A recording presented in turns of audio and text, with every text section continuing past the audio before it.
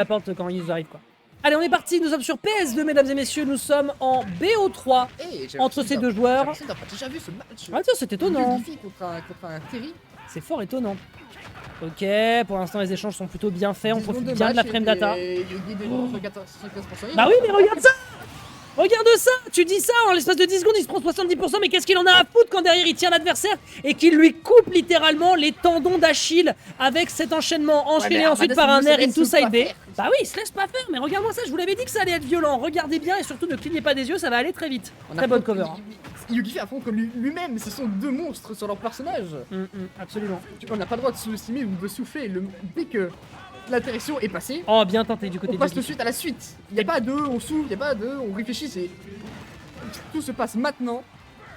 Et on sous-estime pas son adversaire, surtout pas maintenant. Pour l'instant ça va. Terry qui a le go, qui a potentiellement une pression à mettre vers le Giffy, mais il attend qu'il se prépare, mais à une zone presque safe et qu'il attend fermement. Dommage, je pense qu'il est invincible Terry quand il fait ce genre. Il est pas invincible, mais il y a une grosse hitbox sur les pieds, ce qui fait que c'est assez difficile de le contester, notamment en situation de Giffy. Derrière on va trouver quand même le Power Gazer, mais c'est pas encore un kill. Il faut tenir du côté de Giffy. Comment on remonte? On se fera surprendre ici à l'atterrissage. Et oui, je vous le répète encore et toujours, le Power Dunk fait par Terry dans les airs et sans lag. Vous avez pas de lag dessus. Alors, drame. Mais tu vas rigoler, en plus Dash Prof il est là, on a un autre joueur de Ganondorf qui s'appelle Rania, il a conteste ce que tu viens de me dire avec le down smash de Ganondorf. Il est parti le chercher. Ah, en vrai j'aime bien l'idée. En fait je comprends l'idée dans le sens où en fait la hitbox va quand même être dans les airs, donc en fait t'as le temps de choper une hitbox à l'atterrissage puisque le down smash passe par le bas, donc je comprends l'idée. Après, si c'est sur un pari, je comprends. Si c'est pas sur un pari, c'est d'autant plus fort. Ça n'a même pas été sur un pari. Et bah, c'est d'autant plus fort. Faut qu'on retrouve le clip, mais pour l'instant, le match est là. Ouais, là, on a du mal à le gérer. Une stock chacune.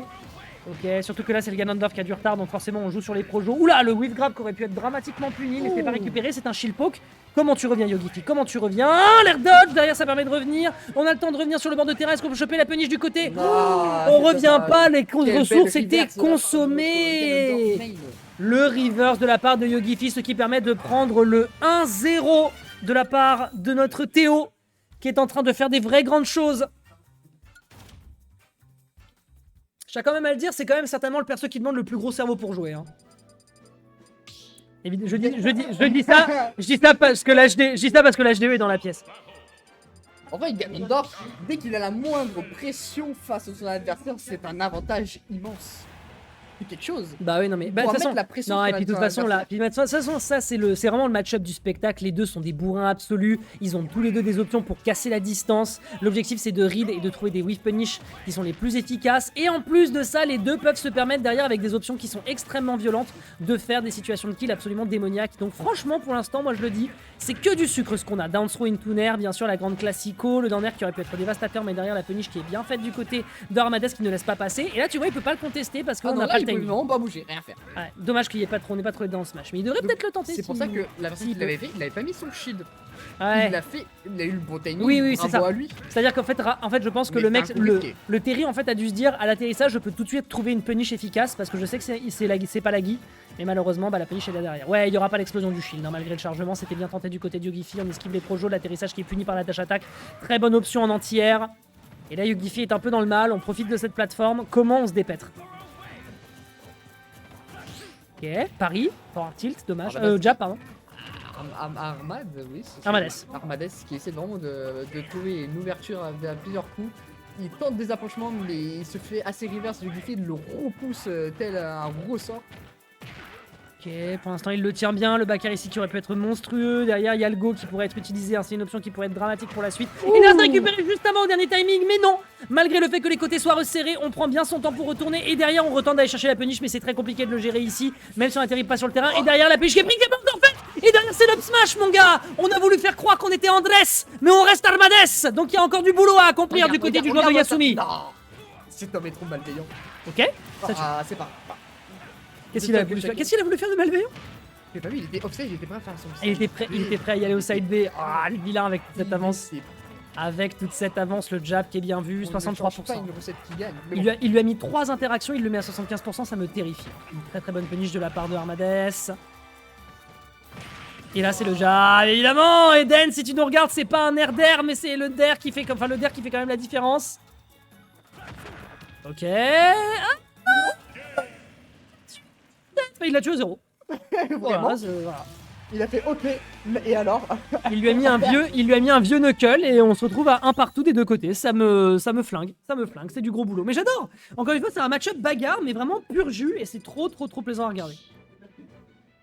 Mais là, ouais, pour le coup, là, Andrés ou Armades, il le prouve, Izim. Il est ce joueur de Terry qu'il pense être. On embrasse Andrés FN évidemment. Hein. Mucho bacho.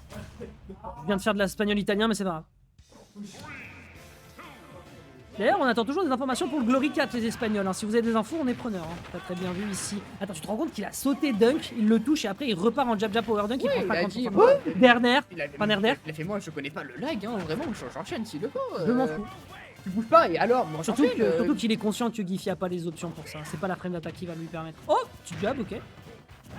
Oh là là, regarde-moi ça. Il arrive pas à sortir. Là, au niveau du Deza, là, malheureusement, il est un peu perdu.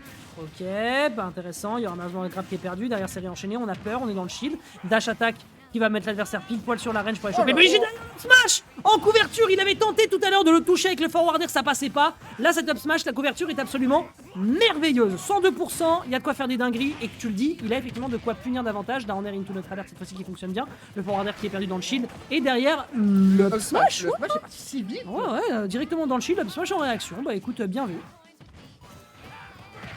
Ok. Ah, c'est le side B qui l'emporte sur la dash attack. Information à retenir. Ok, très bien vu au niveau du hunter, au niveau du nerf. La cover est propre. Ça regarde, ça patiente. Il sait qu'il peut pas punir avec le down air. Hein. Je pense qu'il en est clairement conscient.